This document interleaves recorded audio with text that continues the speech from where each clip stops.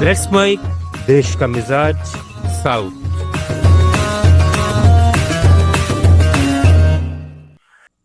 देश का मिजाज खबरें दक्षिण भारत से।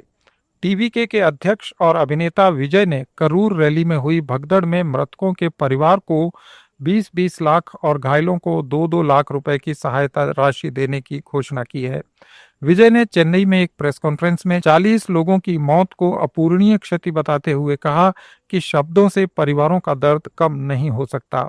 इधर मुख्यमंत्री एम.के. स्टालिन ने भी प्रत्येक मृतक आश्रित को 10-10 लाख और घायलों के लिए 1-1 लाख रुपए की सहायता की घोषणा की। जांच के लिए रिटायर्ड जज अरुणा जगदीशन की अध्यक्षता में एक आयोग भी बनाया गया है।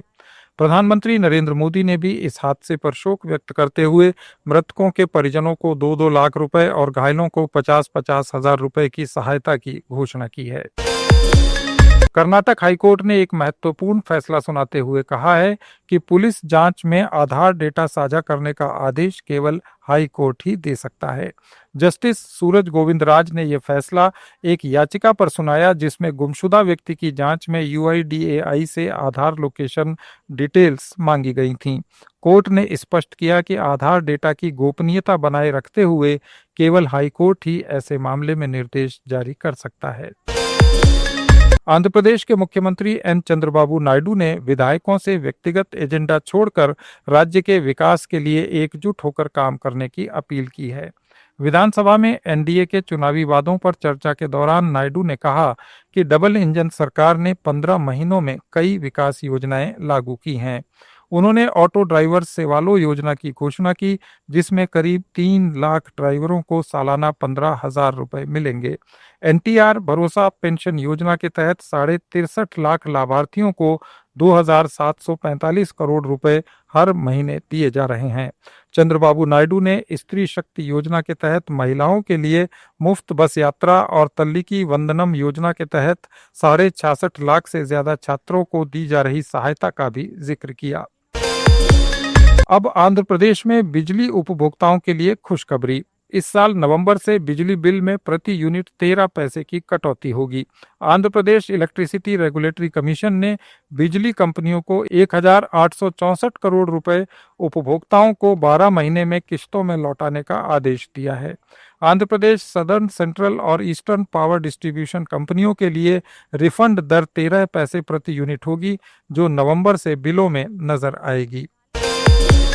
तेलंगाना के मुख्यमंत्री रेवंत रेड्डी ने हैदराबाद में ग्रुप 1 सेवाओं के लिए चयनित 562 उम्मीदवारों को अपॉइंटमेंट लेटर सौंपे। उन्होंने कहा कि विपक्ष के नौकरियां बेचने के झूठे आरोपों और कानूनी अड़चनों के बावजूद सरकार का ध्यान मेहनती युवाओं को नौकरी दिलाने पर रहा। रेड्डी ने कहा कि मैंने अर्जुन की तरह सिर्फ आपका भविष्य देखा और साजिशों और दुष्प्रचार के बावजूद डट कर खड़ा रहा। तेलंगाना के उप मुख्यमंत्री भट्टी विक्रमार्क ने कहा है कि राज्य तेजी से बौद्धिक राजधानी के रूप में उभर रहा है क्योंकि यहां सॉफ्टवेयर क्षेत्र और उद्योग विकास कर रहे हैं। हैदराबाद में टूरिज्म कॉन्क्लेव में उन्होंने वेलनेस सेंटर, हॉस्पिटल टूरिज्म और इको टूरिज्म जैसी पर्यटन योजनाओं का जिक्र किया जो अच्छी आय पैदा कर रहे हैं। भट्टी ने कहा कि 50,000 करोड़ रुपए से ज्यादा निवेश आकर्षित कर राज्य का पर्यटन विभाग पर्यटकों के लिए स्वर्ग बन रहा है। केरल में कल पेट्टा नगरपालिका के चेयरमैन एडवोकेट TJ इसाक ने वायनाड जिला कांग्रेस कमेटी के नए अध्यक्ष के रूप में शपथ ली। उन्होंने ND अप्पाचन का स्थान लिया जिन्होंने 1 दशक तक संगठन का नेतृत्व किया। ये नियुक्ति पार्टी में गुटबाजी और भ्रष्टाचार के आरोपों के बीच हुई है। इसाक ने कार्यभार संभालते हुए कहा कि गुटबाजी खत्म हो चुकी है और अब लक्ष्य अगले स्थानीय उपचुनावों में जीत हासिल करना है। उन्होंने राहुल गांधी के वोट चोरी के खिलाफ अभियान और फंड रेजिंग ड्राइव से पार्टी कार्यकर्ताओं में जोश भरने की बात कही। पुडुचेरी के उपराज्यपाल के कैलाश नाथन ने कहा है कि वैदिक दर्शन आज के आधुनिक युग में भी प्रासंगिक है क्योंकि ये मानवता की सार्वभौमिक प्रकृति को दर्शाता है। कलापेट में वैदिक शिक्षा केंद्र के समारोह में उन्होंने कहा कि वेद अतीत के अवशेष नहीं बल्कि भविष्य के मार्गदर्शक हैं। ये थे दक्षिण भारत के राज्यों के आज के प्रमुख समाचार। अपडेट्स के लिए जुड़े रहिए लेट्स माइक के साथ।